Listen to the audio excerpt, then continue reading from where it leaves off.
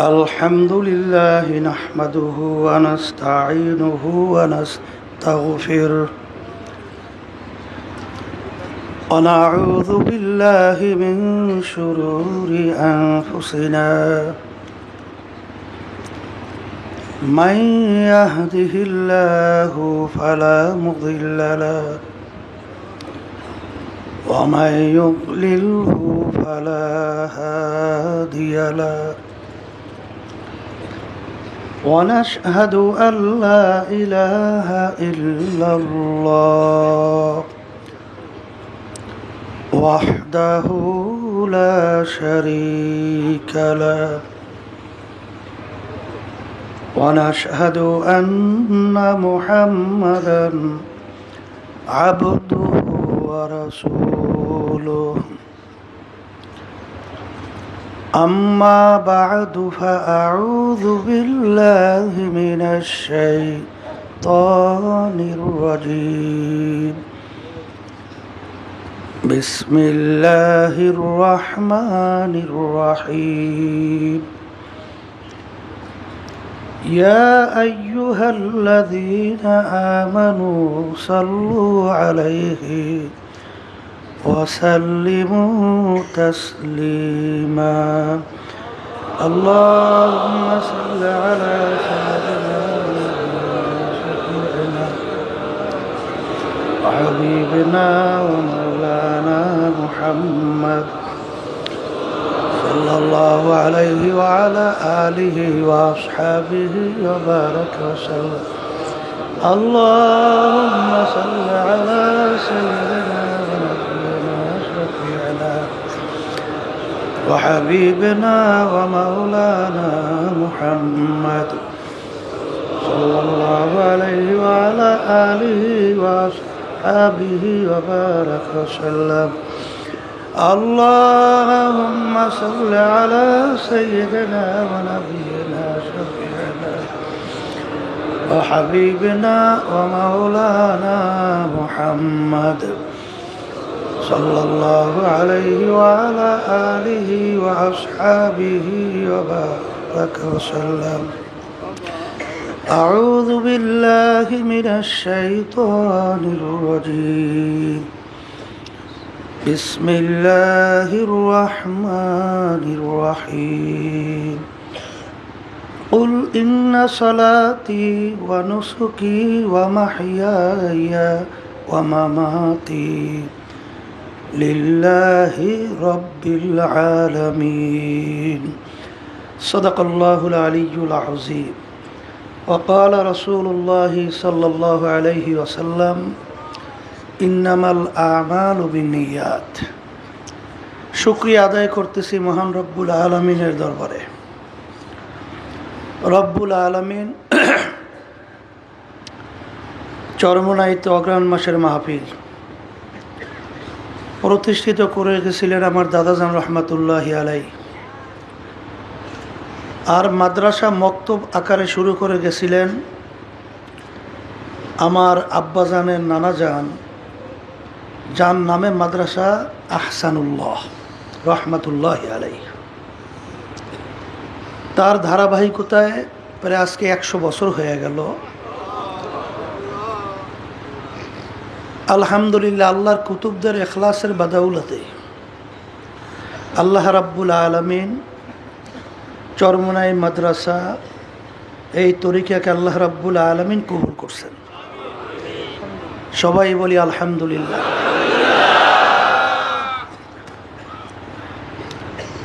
আব্বাজান রহমতুল্লাহি আলাইহি দাদাজানের কথা উদ্ধৃতি দিয়ে বলতেন, চরমোনাই মাদ্রাসা এবং এই তরিকা মাহফিল কেন প্রতিষ্ঠিত করা হয়েছে। অনেক আমার নতুন ভাইরা আসছেন এবং বিশেষ করে প্রতি বছরই মাহফিলের শুরুতে স্মরণ করায় দেওয়ার জন্য বারবার বলা হয় গুরুত্ব ভিতরে উপলব্ধি এবং এইটা মজবুতভাবে বসার জন্য। সেই গুরুত্বটা হলো এই যে চরমোনাই মাদ্রাসা মাহফিল তরিকা এবং আল্লাহর কুতুব ফজলুল করিম রহমতুল্লাহি আলাইহি আব্বাজান যে প্রতিষ্ঠানগুলো রেখে গেছেন বাংলাদেশ কোরআন শিক্ষা বোর্ড, দিন কায়েম সংগঠন অর্থাৎ ইসলামী আন্দোলন বাংলাদেশ এবং এর সহযোগী সংগঠনগুলো, এর মূল উদ্দেশ্য লক্ষ্য কী, এই লক্ষ্য উদ্দেশ্য বুঝাবার জন্যই আব্বাজান রহমাতুল্লাহ আলাই সব মাহফিলের শুরুতে এই আয়াত শরীফ তেলাওয়াত করতেন যে আল্লাহ রাব্বুল আলামিন তার রসুলকে বলেন, হে রসুল আপনি বলে দেন আমার বান্দা বান্দীদেরকে, আপনার উম্মতদেরকে, যে আমাদের নামাজ, আমাদের রোজা, আমাদের বাইচা থাকা, মইরা যাওয়া, এক কথায় আমাদের যত কার্যক্রমগুলো আছে দুনিয়াতে, সব কার্যক্রমের মূল লক্ষ্য উদ্দেশ্য হলো আল্লাহ রাব্বুল আলামিনকে রাজি খুশির জন্যই। কাকে রাজি খুশির উদ্দেশ্যে? আলহামদুলিল্লাহ। আর আব্বাজান রহমাতুল্লাহি আলাই বুখারী শরীফের প্রথম হাদিস, মিশকাত শরীফের প্রথম হাদিস, বুখারী রহমাতুল্লাহি আলাই বুখারী শরীফ লিখে গেছেন, আপনারা জানেন অনেকেই, যে কোরআনুল কারীমের পরেই সমস্ত মুহাদ্দিসিন কিরাম একমত যে দুনিয়ার ভিতরে সহি কিতাব, বিশুদ্ধ কিতাব, তার নাম হলো বুখারী শরীফ। বুখারী শরীফের প্রথম বাব হলো বাবুল ওয়াহি, ওহির প্রকারভেদ, ওহি সম্পর্কিত আলোচনা, ওহি কিভাবে নাজেল হলো। কিন্তু এখানে হাদিস তেলাওয়াত করা হইল নিয়াতের হাদিস। মিশকাত শরীফের প্রথম হাদিস কিন্তু এই হাদিস নিয়ে আসছেন নিয়াতের হাদিস। সমস্ত ওলামায়ে কেরাম, মুহাদ্দিসিন কেরাম একমত যে হাদিস মুতাওয়াতির। মুতাওয়াতির হাদিস কাকে বলে? এই হাদিসের উপরে সন্দেহ তো দূরের কথা, সন্দেহের ঘেরান আসারও সম্ভাবনা নাই। এত সংখ্যক রাবি মানে বর্ণনাকারী এ হাদিস বয়ান করছেন। এই হাদিসকে হাদিস মুতাওয়াতির বলা হয়। আল্লাহ রসুল সাল্লাল্লাহু আলাইহি ওয়াসাল্লাম, আপনারা জানেন, যখন মক্কা শরীফ থেকে হিজরত করে মদিনা শরীফ রওনা করছেন, তখন তার ওই কাফেলার মধ্যে এক আল্লাহর বান্দা এক মেয়েকে বিবাহ করার উদ্দেশ্যেও তিনি রওনা করছিলেন। তখন আল্লাহ রসুল সাল্লাল্লাহু আলাইহি ওয়াসাল্লাম বলছেন, ইন্নামাল আমালু বিন্নিয়াত, সমস্ত কাজের ফলাফল নির্ভর করবে তোমার নিয়াতের উপরে। কির উপরে? নিয়াতের উপরে। যদি কেউ হিজরত করো এই নিয়াতে, ফা হিজরতুহু ইলাল্লাহি ওয়া রাসূলিহি, আল্লাহ এবং আল্লাহ রাব্বুল আলামিনের রসুলকে রাজি খুশির উদ্দেশ্যে, তাহলে তোমাদের হিজরতটা আল্লাহ এবং আল্লাহর রসুলকে খুশি করার উদ্দেশ্যেই হবে। অর্থাৎ আল্লাহ এবং আল্লাহর রসুলকেই পাইয়া যাবা। বলেন এক কথায়, আল্লাহ এবং আল্লাহর রসুলকেই পাইয়া যাবা। আর যদি তোমাদের হিজরতটা হয় দুনিয়া অথবা কোনো মেয়েকে বিবাহের উদ্দেশ্যে, তাইলে তোমরা দুনিয়া অথবা এই মেয়েকেই পাবা, কিন্তু আল্লাহ রাব্বুল আলামিনের কাছে এই হিজরত, এই কষ্টের বিনিময় আর কিছুই পাবা না। তো এখানে আপনারা বাড়িঘর ছেড়ে, কাজকর্ম ফেলাইয়া, কামাই রোজগার বাদ দিয়া এই কষ্ট স্বীকার করে অনেক আমার ভাইরা আছেন, অনেক দুনিয়ার দিক থেকে আল্লাহ অনেক সম্পদ দান করছেন, অনেক আপনারা টাকা পয়সা সহ অনেক আরামায় এসে থাকেন, আমরা তো অনেক চিনি। কিন্তু এখানে আইসা দিন রাত্র ঠিকমতো শরীরের, এক কথায় আপনার তবিয়তের বিরুদ্ধে কষ্ট করতেছেন, দিন রাত্র কাটাইতেছেন, কষ্ট হইতেছে। এই যে কষ্ট করতেছেন, আসছেন সব কিছু বাদ দিয়া, যদি অন্য কারো কোনো নিয়াত থেকে থাকে, এক সাইডে আমার ভাইরা আছে, হয়তোবা এলাকায় মেম্বারি করবে, চেয়ারম্যানই করবে, অথবা এমপি, সামনে হয়তোবা সুযোগ ইসলামী আন্দোলন, আলহামদুলিল্লাহ সর্বত্র চরমনাই মুহিব্বিন মুজাহিদ, সর্বত্র বাংলাদেশের সব অঞ্চলেই তো আলহামদুলিল্লাহ কম বেশি আছে না? তাদের আমাদের সমর্থন হইলে আমার একটু এই এই পদে নির্বাচন কইরা পাশ করতে সুবিধা হয়।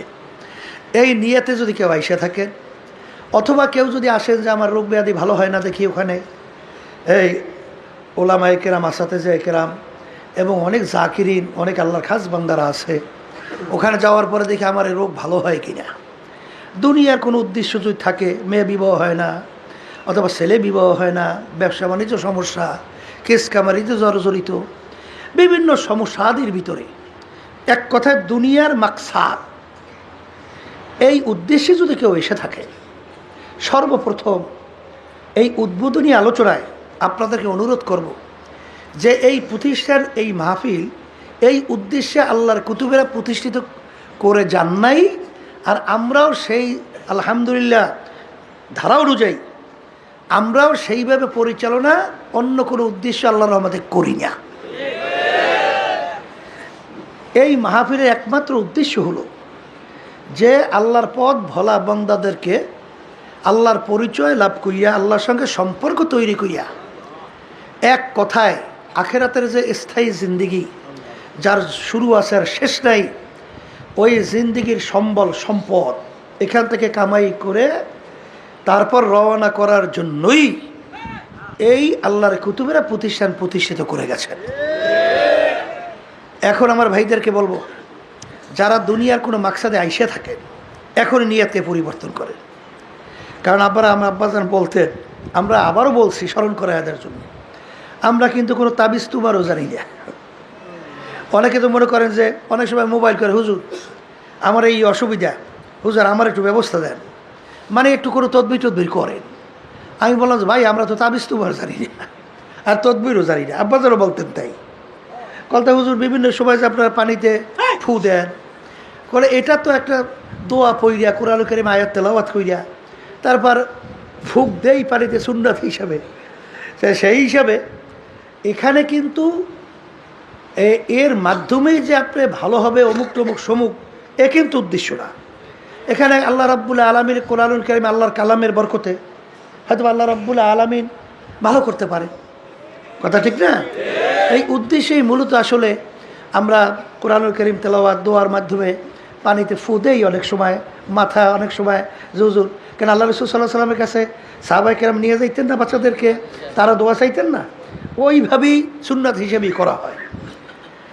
এই জন্য আমি আমার ভাইদেরকে বলবো যে মামলা কিন্তু দুই প্রকার, একটা হলো আখেরাতের মামলা, আর একটা হলো দুনিয়ার মামলা।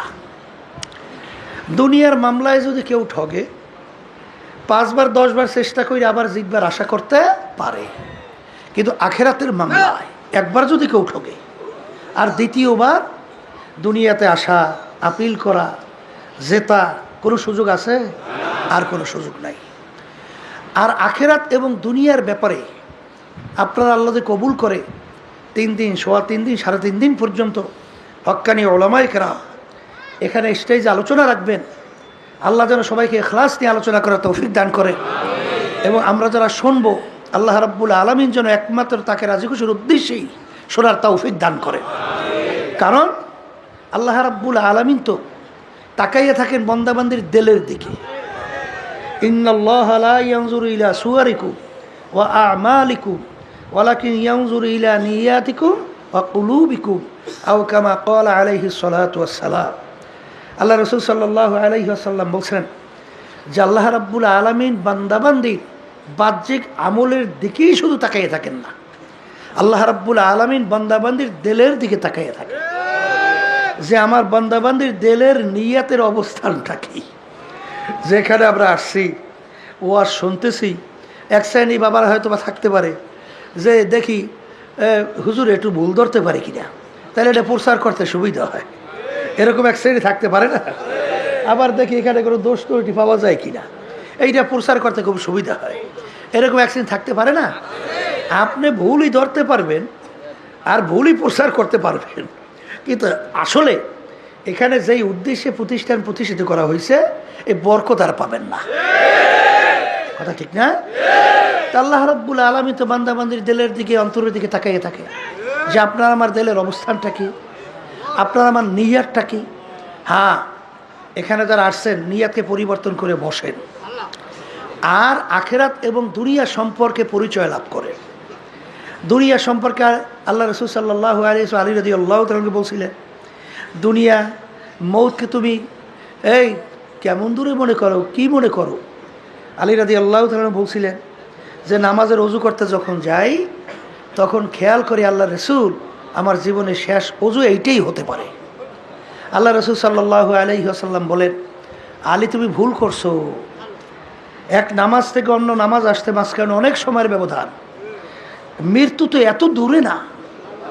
তুমি যখন নামাজের ভিতরে ডান দিকে সালাম ফিরাও তখন তুমি খেয়াল করো আমি বাম দিকে সালাম ফিরাতে পারি কিনা।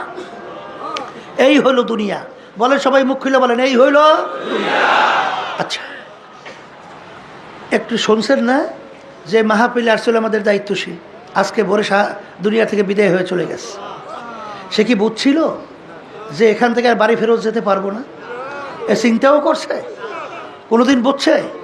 তাহলে বুঝা গেল এখান থেকে তো ফেরত যাইতে আর পারে নাই, এখন যাবে লাশ হইয়া। এখন সে জ্যান্ত মানুষ হিসেবে আর ঘরে যাই আর ডাক দিতে পারবে না বাচ্চাদের, পারবে? জানা তো ছিল না। তাহলে মৌত আমরা অনেকে কিন্তু মনে করি যে অনেক অনেক কিছু বাঁচবো, অনেক কিছু করব। এই স্মরণ করায় দেওয়ার জন্য আল্লাহ রাব্বুল আলামিন বান্দা বান্দীদেরকে বলছেন, আলহাকুমুত তাকাসুর হাত্তা যুরতুমুল মাকাবির। আরও এই আরও করতে করতে আল্লাহ বলতেছেন, হঠাৎ একদিন দেখবা মালাকুল মউত তোমার সামনে হাজির, ওই আরোই থাকবে, আশাই থাকবে, আর বাস্তবায়ন হবে না। এই জন্য দুনিয়ার ব্যাপারে এই হলো দুনিয়ার জিন্দেগি। আর আখেরাতের জিন্দেগির ব্যাপারে আল্লাহ রসুল সাল্লাল্লাহু আলাইহি ওয়াসাল্লাম বলছেন, তামাম দুনিয়া যদি একটা গোডাউন বানাও, পশ্চিম থেকে পূর্ব, উত্তর থেকে দক্ষিণ, জমিন থেকে আসমান, আসমান জমিনের দূরত্বের কোনো শেষ আছে? কোনো শেষ নাই। এই পুরা জায়গা যদি তোমরা সরিষা দিয়া ভইরা রাখো, আর একটা পাখিকে যদি বলা হয় একটা সরিষার দানা খাবা, আবার 500 বছর পরে আর একটা সরিষার দানা খাবা, ভালো করে বোঝেন, এই 500 বছর পর পর একটা সরিষার দানা খাইতে খাইতে তামাম দুনিয়াময় গোডাউনের সরিষা একদিন না একদিন শেষ হবেই হবে। কিন্তু আল্লাহ রসুল সাল্লাল্লাহু আলাইহি ওয়াসাল্লাম আখেরাতের জিন্দিগি বুঝাতে যেয়ে বলছেন, আখেরাতের জিন্দিগি শুরু আর কোনোদিন শেষ না। আর দুনিয়া মাজরাতুল আখিরা, এই দুনিয়াটাই হলো ওই আখেরাতের সম্পদ কামাই করার জায়গা। আর ওই আখেরাতের সম্বল কামাই করার জন্যই এই চরমনাই মাহফিলের ব্যবস্থা। এই তরিকা আল্লাহর কুতুবরা প্রতিষ্ঠিত করে গেছেন, কথা ঠিক না? আসলে দুনিয়া সম্পর্কে আমরা অনেকে চিন্তা করি না, এই জন্য দুনিয়ার পরিচয়ও পাই না, ঠিক না? আসলে দুনিয়াটা হলো একটা মাকাল ফলের মতো। কি ফল? মাকাল ফল। আমাদের বরিশালের বলে মাকাল ফল। মাকাল ফলটা বাহ্যিকভাবে দেখতে একেবারে চোখ ঝাঁঝানো, চক্ষু জুড়ানো, মানে এত সুন্দর, উপর থেকে দেখলে চোখ ফিরানো কঠিন, কিন্তু ওইটা যদি ভাঙে ভিতরেই এত বিশ্রী, আর দ্বিতীয়বার তাকানো যায় না। তাই কোরআনুল কারীমের ভিতরে আসছে, দুনিয়া এবং দুনিয়ার ভিতরে যত সৌন্দর্য এইটা শয়তান তোমাদের কাছে চাকচিক্যময় কইরা উপস্থাপন করে। কি কইরা? চাকচিক্যময় উপস্থাপন করে, যার কারণে ওদিকে তোমাদের নজর, দেল, মন ঝুঁকে যায়। তখন ওর প্রতি ঝুঁকে শেষ পর্যন্ত দুনিয়ার ভিতরে গরক হয়ে যায়। তখন আখিরাতের কথা বান্দাবান্দি কি হয়? ভুলে যায়। এই জন্য দুনিয়া সম্পর্কে চিন্তার জন্যে আল্লাহ রসুল সাল্লাল্লাহু আলাইহি ওয়াসাল্লাম বলছেন, দুনিয়ার অবস্থানটা কেমন? আর দুনিয়া জিফাতুন ওয়া তালিবুহা কিলাব। এক কথায় দুনিয়াটা হলো একটা মরগের মতো, মুর্দা। মুর্দার কি মূল্য আছে? আছে? এই একটা গরু ছাগলের মরকের মূল্য আছে কি? ওটা মূল্য আছে। তাইলে আল্লাহ রসুল সাল্লাল্লাহু আলাইহি ওয়াসাল্লাম উদাহরণ দিয়েছেন দুনিয়া এবং দুনিয়ায় চাকচিক্যময় সম্পদ যে একটা মরগের মতো। যেমন পানির ভিতর থেকে মরগ ভাসে, ওর পিছনে কোনো মানুষের দল দৌড়ায়? ওর পিছনে কুকুরের দল দৌড়ায়। কখন পাশে আসবে সেইরা বাইরা খাবে। ভালো করে বোঝেন, এই বুঝটা যদি আল্লাহর রহমতে একবার দিলের ভিতরে বসে যায়, কামিয়াব।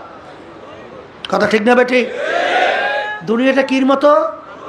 আবার বলেন মরগের মতো। এর পিছনে ঘুরবে কি? কুকুর। তা আল্লাহ রসুল সাল্লাল্লাহু আলাইহি ওয়াসাল্লাম বলেন, দুনিয়ার জিন্দিগিটা হলো যে সালাম ফিরাইছো ডানে বামে ফিরাইতে পারো কিনা। আর আখেরাতের জিন্দিগি তামাম দুনিয়া গোডাউন বানাইছো, সরিষা দিয়ে ভরছো। একটা পাখিকে যদি বলো খাও, আবার আর একটা দানা খাবা 500 বছর পর। একটা দানা খাওয়ার পর আরেকটা দানা কত বছর?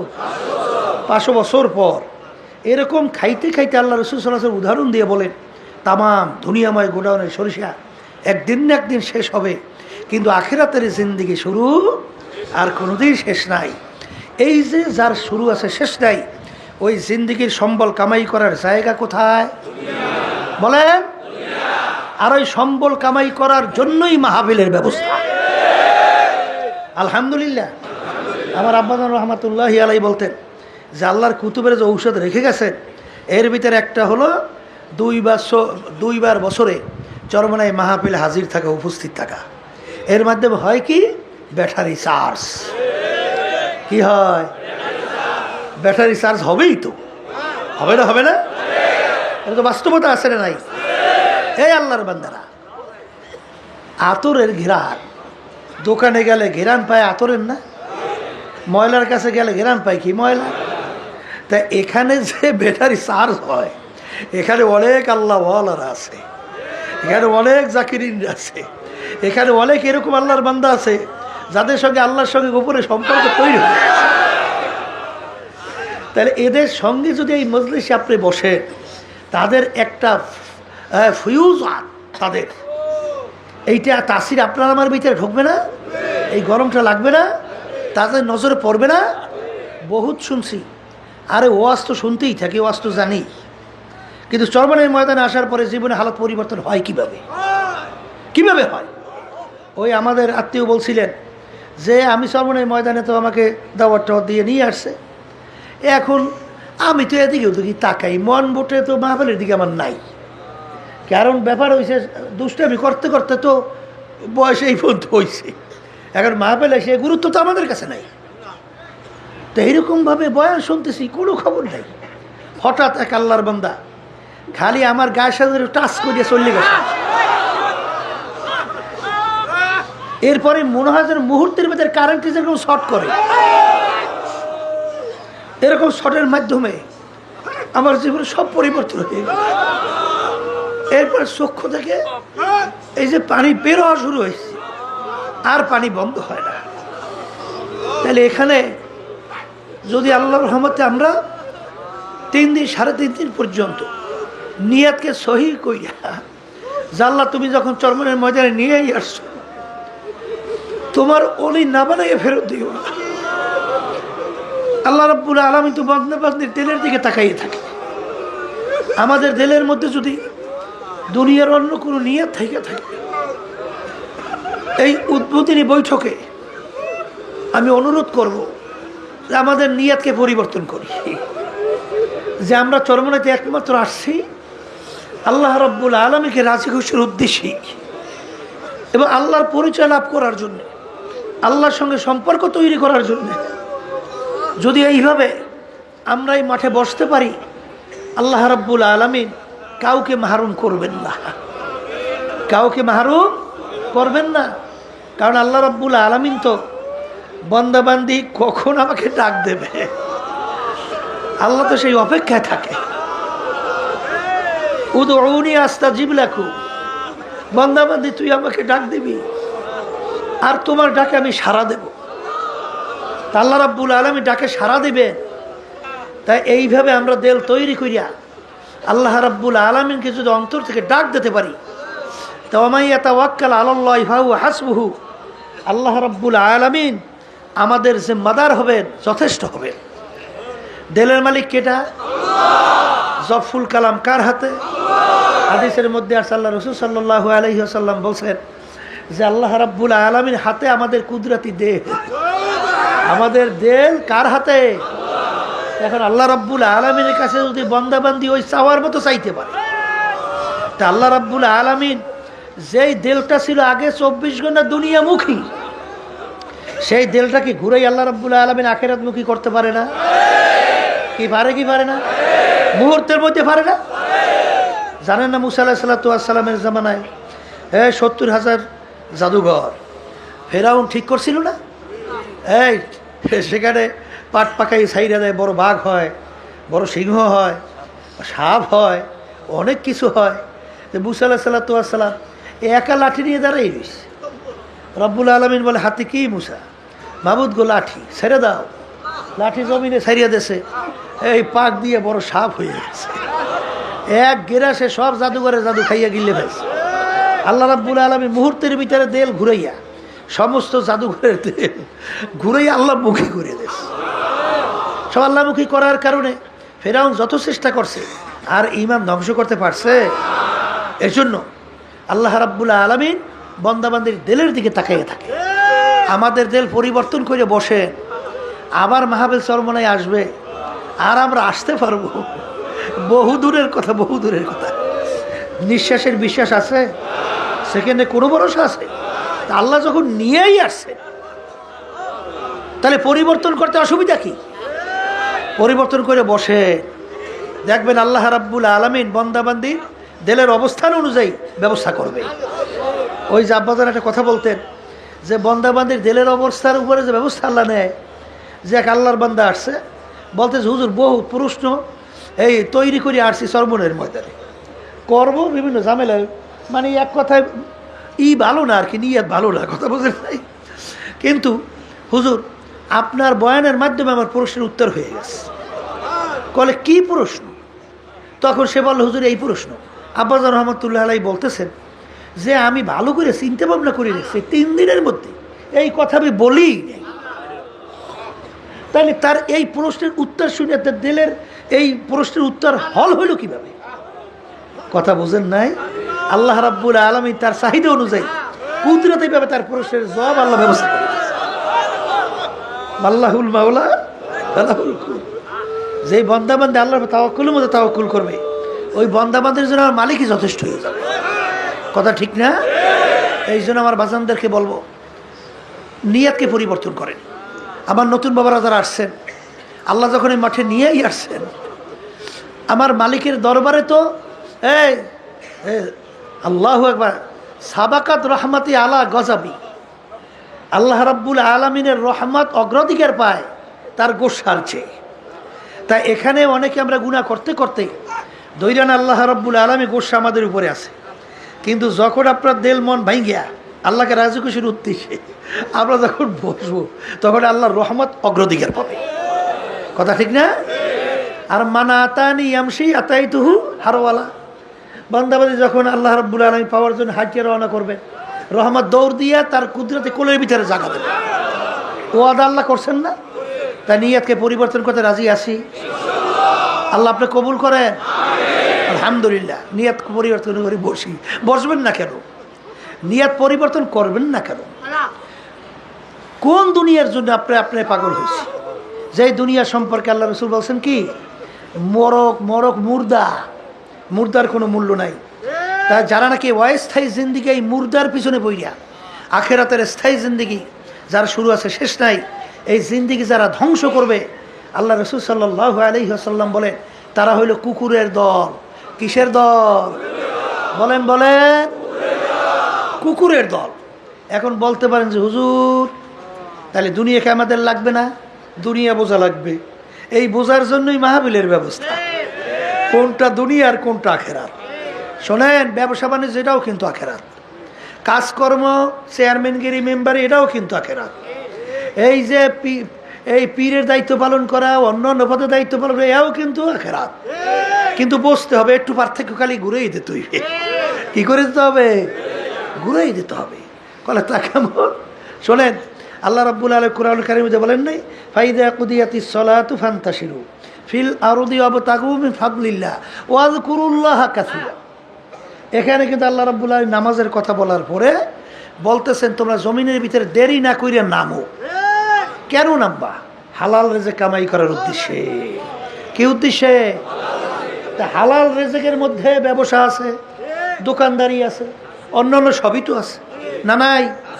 এখন হালাল রেজেক কামাই করার ভিতরে আল্লাহর জেকের বেশি করো, মানে আল্লাহ শরৎ বেশি। এর অর্থ কি? আপনি দোকানদারি করতেছেন, খবরদার 2 নম্বর মাল 1 নম্বর কইয়ে বিক্রি করেন না।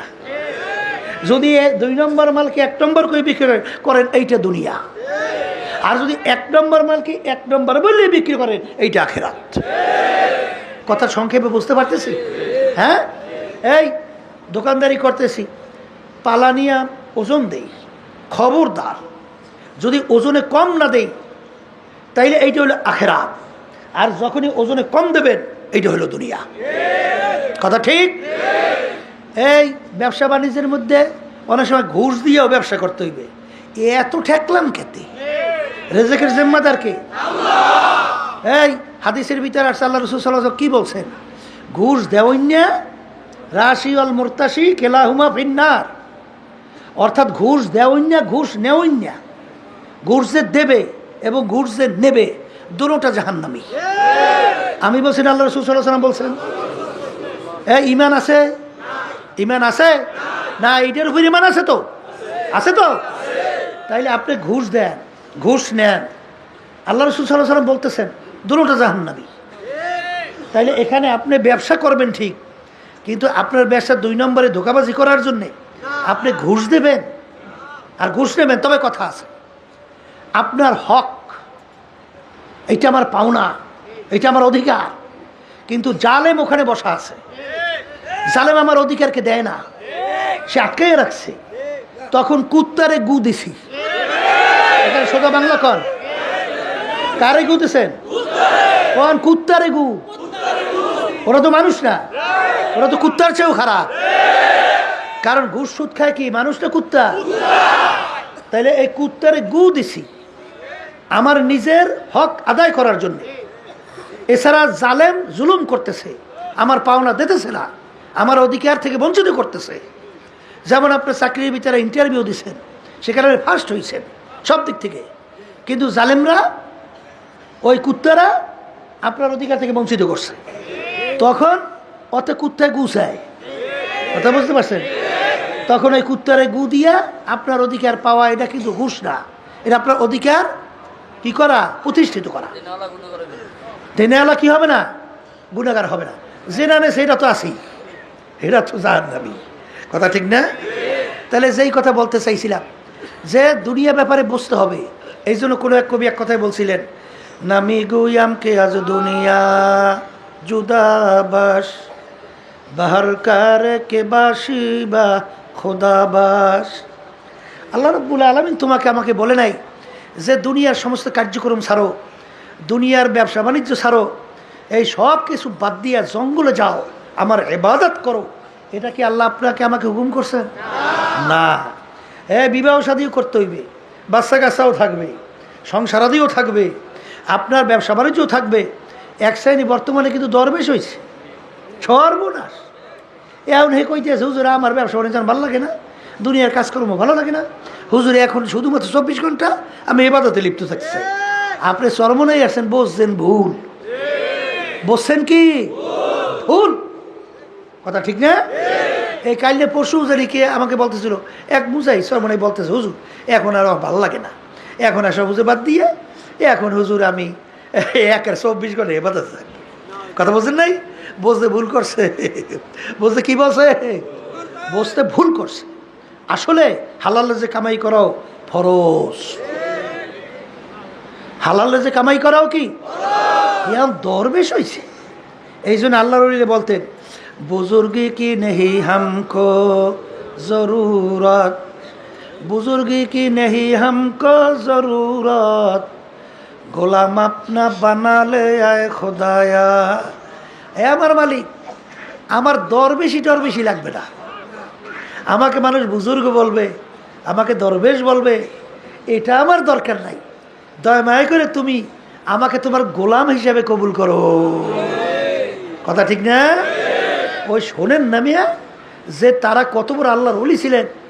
হাকিমুল উম্মাহ আশরাফ আলী থানভী রহমাতুল্লাহ আলাইহির ইতিহাস বলে দেখবেন যে অনেক সময় রেলের ভিতরে যাইতেন, যেখানে লোকজন বসে না, ওই সব জায়গায় হুজুর যেই বই থাকতো। কে হুজুর আপনি এখানে বসে রয়েছেন? আশরাফ আলী হাকিমুল উম্মাহ থানভী আমাদের বিশ্ববিখ্যাত কুতুব কলে বাজান ও লোকালয়ের বিচারে ঝামেলা, এখানে একটু নিরিবিলি বসছি, একটু আল্লাহর জিকির করি। তাদের চিন্তাটাই ছিল সম্পূর্ণ ভিন্ন, আর আমাদের চিন্তাই ছিল সম্পূর্ণ আলাদা, ঠিক না? এই জায়গা যদি সুন্দর না পায়, একটু স্টেজে না উঠতে পারে, চেয়ারে না বইতে পারে, সামনে শরীরে না যাইতে পারে, ওরে সর্বনাশ। তুমি কি আসলে কিসের পাগল? আল্লাহকে পাওয়ার পাগল হয়েছে না নিজের নফস আম্মারা ফুলাবার পাগল? কথা ঠিক না? এই জন্য দুনিয়ার হাকিকত বুঝতে হবে। দুনিয়াটা হচ্ছে মরগের মতো। আল্লাহ রাসূল সাল্লাল্লাহু আলাইহি ওয়াসাল্লাম বলেন, এর পিছনে যারা পড়বে আখিরাতকে ভুলবে তারা দুনিয়ার কুকুরের দল। কথা ঠিক? এখন চরমরাইতে আসছি কাকে রাজি খুশির উদ্দেশ্যে। আর একটু আস্তে কর, আল্লাহ আপনি কবুল করে না, আল্লাহ আপনি কবুল করে না। তাই যদি এই নিয়তি আলহামদুলিল্লাহ আসতে পারি, তাহলে আল্লাহ রাব্বুল আলামিন সেইভাবেই আল্লাহ রাব্বুল আলামিন আপনার আমার জন্য ব্যবস্থা করবেন, আল্লাহকেই পাইয়ে যাবেন। হাদিস, হ্যাঁ, ফাহিজরাতুহু ইলাল্লাহি ওয়া রাসূলিহি, আল্লাহ এবং আল্লাহর রাসূলকেই পেয়ে যাবে। কোনো সন্দেহ আছে? তাহলে এই উদ্দেশ্যে বসেন, মাহফিল চলতেছে, শুরু হয়েছে, দোয়া করবেন। আর সবসময় লক্ষ্য রাখা লাগবে, খবরদার একটা মুহূর্তও যেন বেহুদা না যায়। ব্যাটারি চার্জ, কথা বলে না, কি চার্জ? এখানে দুনিয়ার কোনো অন্য কোনো ঝামেলা আছে? এই স্ত্রী সংসারে কোনো ঝামেলা আছে? তাই না থাকলে এখানে যতক্ষণ আমরা থাকবো, অন্তত প্রতিটা মুহূর্ত যেন আমার আমল নামে নেকি জমা হইতে থাকে। আলহামদুলিল্লাহ, আল্লাহুম্মা আমিন। আল্লাহ আপনি কবুল করে নেন। এই নিয়েতে আমরা চলবো। হাঁটতেছেন, আল্লাহর জিকির করতে থাকেন। এই অনেকে কিন্তু দেখে দেখে বসে বসে এই যে দোকানপাট বিভিন্ন কায়দায় আছে, হ্যাঁ কেনাকাটা প্রয়োজন আছে, কেনেন, কিন্তু বেহুদা যাইয়া ওখানে যাইয়া চায়ের দোকানে আড্ডা মারা কোনো দরকার আছে? কোনো দরকার আছে?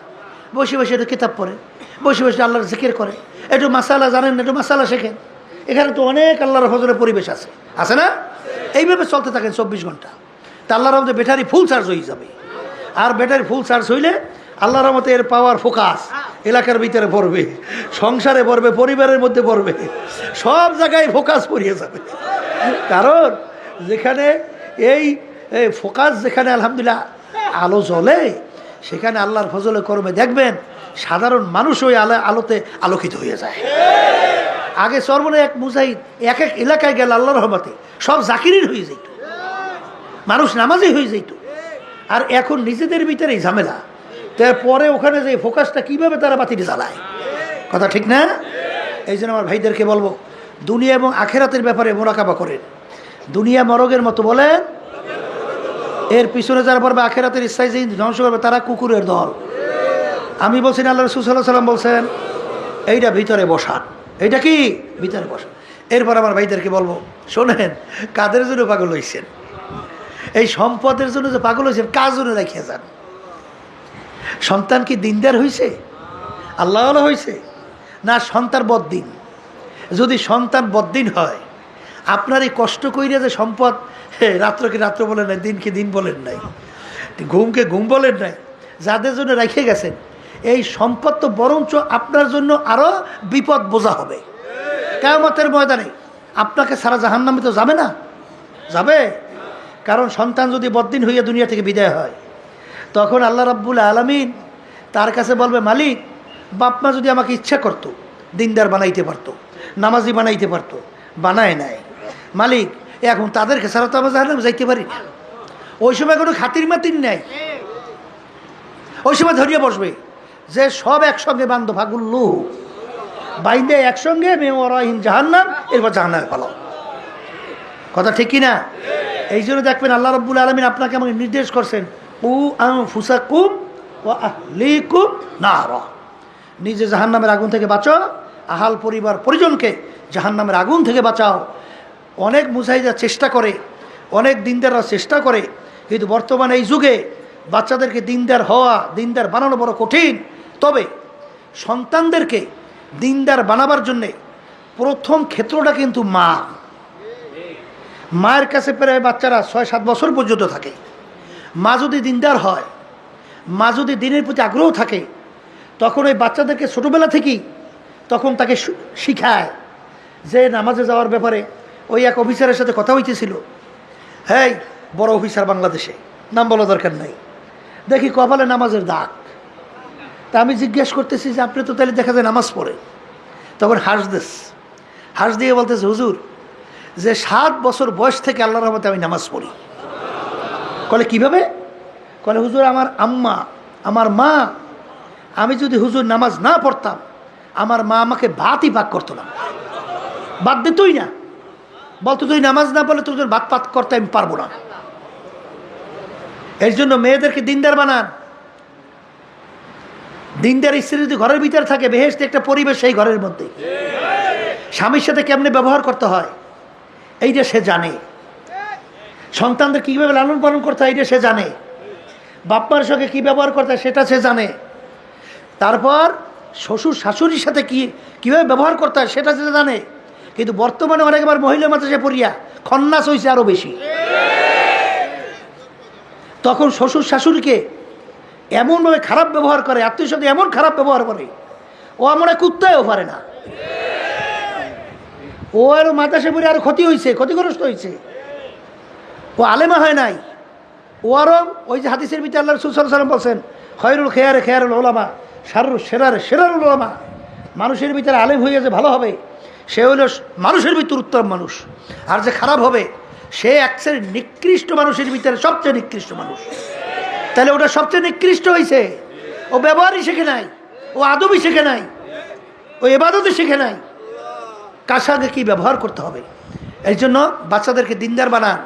হ্যাঁ, এক শ্রেণীর দেখবেন যদি দিনদার না হয়, ওই মা কিন্তু বাচ্চাদেরকে কেমনে একটু ইংরেজি পড়াইবে, কেমনে বাংলা পড়াইবে, মাদ্রাসার কথা শুনলেও এর কাছে খারাপ লাগে। কথা ঠিক কিনা? ওরে আল্লাহর বান্দারিয়া, ওরে আল্লাহর বান্দারা, ভালো করে বোঝেন, এই ইংরেজি বাংলা শেখাতে কোনো দোষ নাই, শেখেন। কিন্তু আল্লাহ রাসূল সাল্লাল্লাহু আলাইহি ওয়াসাল্লাম সেই হাদিস সবসময় মনে রেখেন যে তলাবুল ইলমে ফারিজাতুন আলা কুল্লি মুসলিম, প্রত্যেকটা মুসলমান মহিলা পুরুষ তাদের ইলমে দ্বীন শিক্ষা করা ফরজ। কারণ ইলমে দ্বীন যদি আপনি না শেখেন, এই নূর যদি আপনার সিনায় না ঢোকে, তাহলে তো আপনি ভালো মন্দ পার্থক্যই করতে পারবেন না। কার সঙ্গে কি আচরণ আপনি তো জানবেনই না, তখনই তো আপনি বৃদ্ধাশ্রম তৈরি করবেন। আপনার বাবা যখন বুড়ো হবে, তখন তাদেরকে নিয়ে খড়ের ভিতরে ফেলাই রাখবেন। কথা ঠিক না? এই জন্য ওই যে আমি প্রায় উদাহরণ দিয়ে বলি, যখন মনে আসে বললেই ফেলাই। গেছিলাম সিলেটে, সেখানে একজন লোক ফ্যামিলি সহ আমেরিকা থাকে। জিজ্ঞেস করে কয়জন সন্তান, তা ছেলের কথা কইছে 2 জন। আমি বলছি কোথায়? কলে হুজুর বলতে পারি না। আমি বললাম যে ছেলেই বলতে পারেন না মানে? কলে হুজুর ওই দেশের নিয়ম হইল, ছেলে মেয়েরা যখন বড় হয় তখন যার যার পথে সেই ইচ্ছে মতো চলে যায়, বাপ মা বাধা দেওয়ার কোনো আইন নেই। যদি বাপ মা তাকে বাধা দেয় আর সে যদি অভিযোগ করে, সঙ্গে সঙ্গে আইন হলো বাপ মাকে ধৈর্য জেলের ভিতরে ঢুকিয়ে রাখে। এই জন্য ছেলেরা কোথায় গেছে বলতে পারি না। এরা জিন্দিগি মানুষের না শুয়ারের না পশুর? এটা কোনো জিন্দিগি? এটা মানুষের জিন্দিগি হয়? এই জন্য বাচ্চাদেরকে সর্বপ্রথম আমরা ইলমে দ্বীন শিখাবো। এরপরে আপনার ওই দেখবেন, আলহামদুলিল্লাহ দেখছি আগে মুরব্বীদেরকে বাচ্চাদেরকে প্রথম উঠাইয়াই যা মক্তবে যা, আগে ইলমে দ্বীন শিখবে, তারপর তুই যা মনে কর তা। কথা ঠিক না বেঠি? আর একটা নিয়মও তো আছে, ছোটোবেলায় যে শিক্ষা দেওয়া হয় ওটা কোনো দিন মুছে যায় না। পাথরের উপরে অঙ্কন করলে যেটা কোনো দিন ধ্বংস হয় না, এইভাবে ছোটোবেলায় যেই শিক্ষা দেওয়া হয় এটা কোনো দিন কী হয় না, ধ্বংস হয় না। এই জন্য আমাদের এইভাবে তৈরি হতে হবে। এই সম্পদ কাদের জন্য রেখে যান? এই সম্পদ নিয়ে তারা কি করবে? আপনার আমল নামে আমার আমল নামায় সব এরা কি পৌঁছাইতে পারবে না পৌঁছবে? এই যে 3টা মরার পরেও যে জারি থাকবে ন্যাক, সৎকায় জারিয়া শোনেন নাই? এর ভিতরে একটা কি, ন্যাক্কার সন্তান। ন্যাক্কার সন্তান যদি আপনি রেখে যাইতে পারেন, যখন নাকি 2 হাত তুলবে তখন 2 চোখের পানি ছাড়বে। অনেক মুজাহিদের ছেলেরা আইসা আমাদের কাছে বুড়ো হয়ে গেছে, বিবাহ শাদী করছে, কিন্তু বাপের কথা বললে মনে হয় যেন বাচ্চাদের মতো কান্দে। তখন কলিজাটা ঠান্ডা হয়ে যায় যে আসলে সন্তান রেখে গেছে। এই সন্তানদের জন্য আমাদের কী চাও বাবা? সন্তানকে আমাদেরকে কামাই করে খাওয়াবে, এই আশায় আমরা কিছু করি? হ্যাঁ, আমরাই তো কষ্ট করি সন্তানদের জন্য। এই জন্য সন্তানরা যদি দিনদার হয়, তারা আমাদের জন্য দোয়া করবে, তারা দুই হাত তুলবে, মালিকের কাছে বলবে, মালিক রব্বির হামহুমা কামা রব্বায়ানি সগীরা। মালিক, আপনি আমার বাপ মাকে ছোটোবেলায় আমাদেরকে যেভাবে আদর, যেভাবে যত্ন, যেভাবে গুরুত্ব দিয়া তারা আমাদেরকে লালন পালন করছে, মালিক আমার বাপ্পার সঙ্গে সেইভাবে সদা ব্যবহার আপনার থেকে আমরা চাই, তাদেরকে আপনি মাফ করিয়ে দেন। এইভাবে যখন দোয়া করবে, ওই ন্যাক্কার সন্তান চোখের পানি বের হইতে দেরি, তার আল্লাহ রাব্বুল আলামিন মাফ করতে দেরি হয় না, তার আমল নামায় সব পৌঁছতে দেরি হয় না। এই জন্য আমার বাজানদেরকে বলবো, সম্পদ কাদের জন্য রেখে যান। সেদিন আর গেছিলাম, সেখানে এক লোক এই দুনিয়ামুখী, বুঝছে, দুনিয়া সেন্সে, দুনিয়ার পরিচয় পাইছে, আখেরার সম্পর্কে ধারণাই নেই। টাকা দিয়ে বলে জাজিম বানাইছে। কি বানাইছে? জাজিম বানাইছে। ওদিকে কিন্তু ছেলে নাই, বাচ্চা নাই, কিচ্ছু নাই। আর ঘুষ নেওয়ার ব্যাপারে 1 টাকাও কম নেয় না, বিরাট অঙ্কের টাকা। আমি জিজ্ঞেস করি, এই টাকা দিয়ে করে কি? বাচ্চা নাই, কাচ্চা নাই, কিচ্ছু নাই, সন্তানাদের নেই, করে কি? করে হুজুর রুম আছে, রুমের ভিতরে টাকা থাক থাক দিয়ে রাখে। এই মাঝে মধ্যে বলে রুম তালা মারি রাখে, মাঝে মধ্যে ওই তালার দরজা খুলে বলে একটু ঢুকে চেহারাটার ওই টাকার দিকে তাকাই দেখা আবার বলে বেরোই তালা আটকেইছে। এও এক ধরনের পাগল।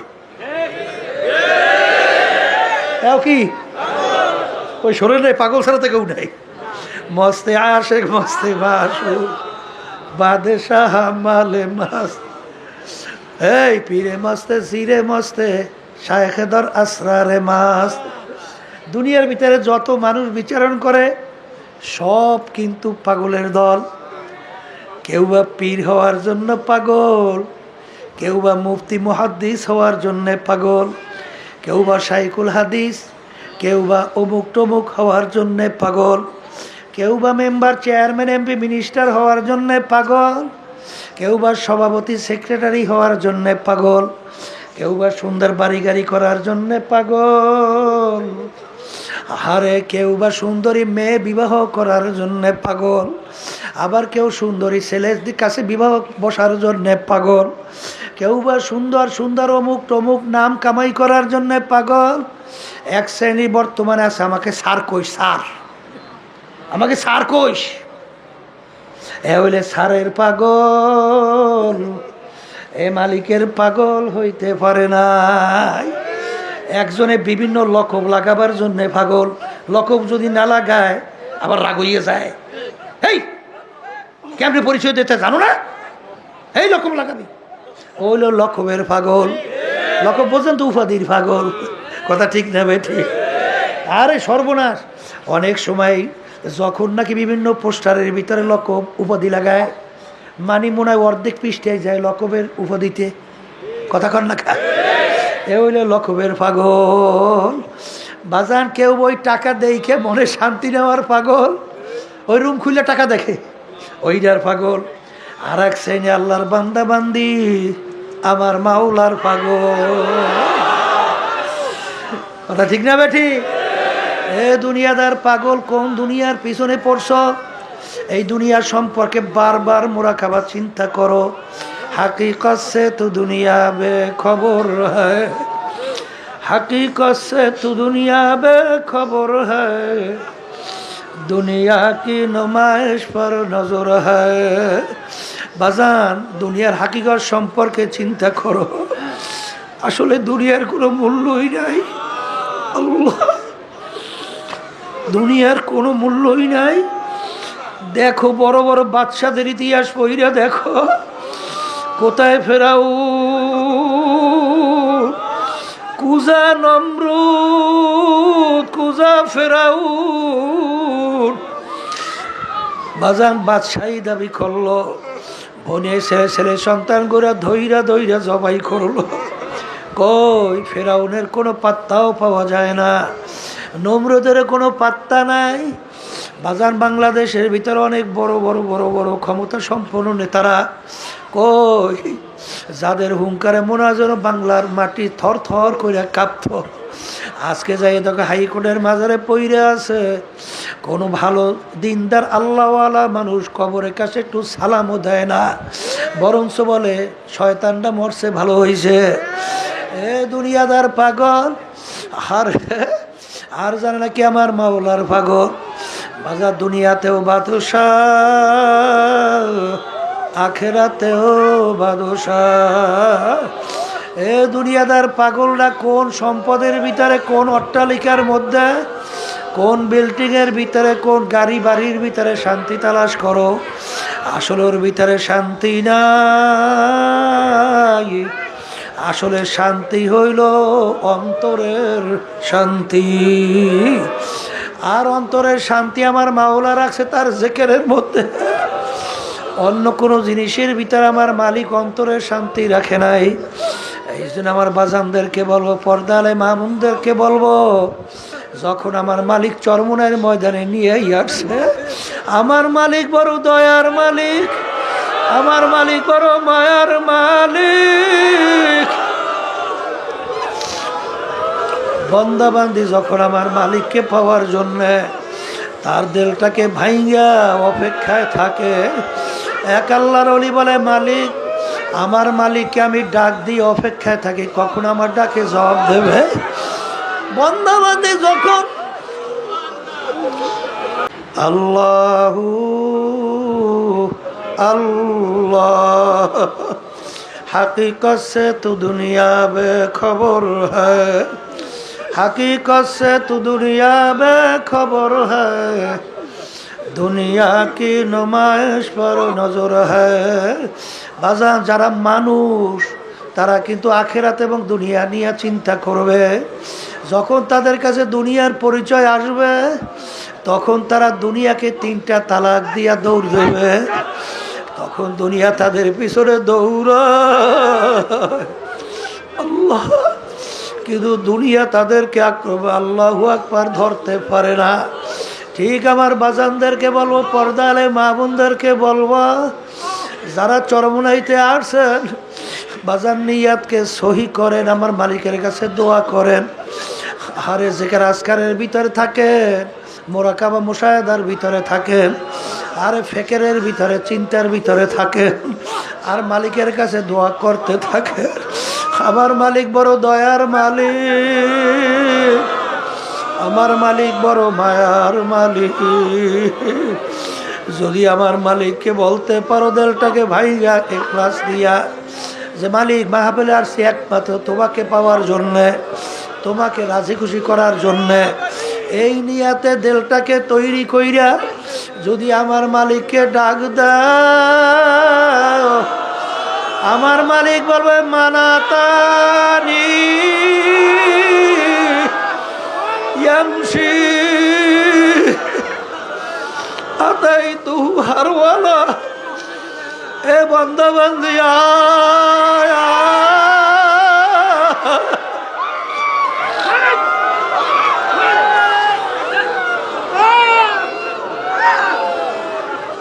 আয়, তোকে আমি জাহান্নামেও ফেলাবো না, শয়তানের হাতেও সুবর্দ করবো না। আল্লাহ, বাচ্চার শক্তি নাই, মাকে টাইনা দুধ খাবে, কিন্তু বাচ্চার যখন দুধ খাওয়ার সময় হয় বাচ্চা ওয়া ওয়া কইরা কান্দে।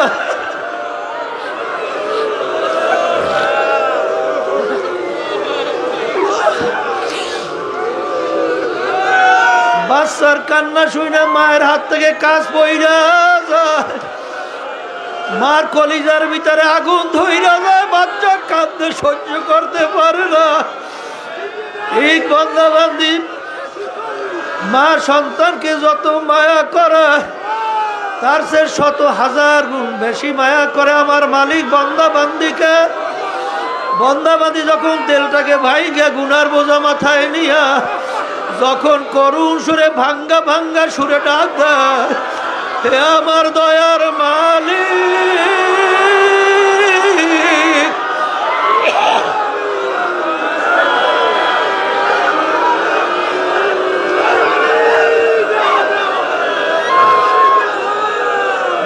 এবার তোমার দরবারে হাজির।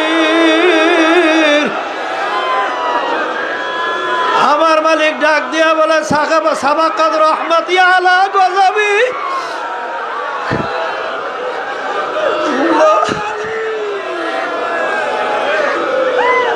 আমার গুসার সে আমার রহমত অগ্রাধিকার পাইয়া গেল। আল্লাহ আল্লাহ আল্লাহ, আপনি আমাদেরকে দয়া করে কবুল করে না। এ আমার মালিক মাঠের দিকে তাকাইয়া দেখে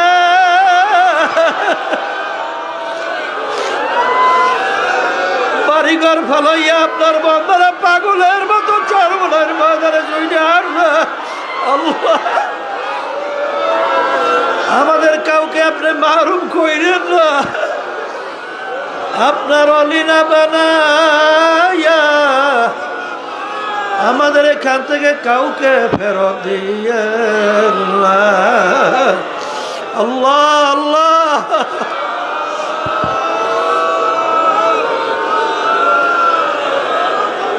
আল্লাহুম্মা আমিন। এ আমার দয়ার মালিক,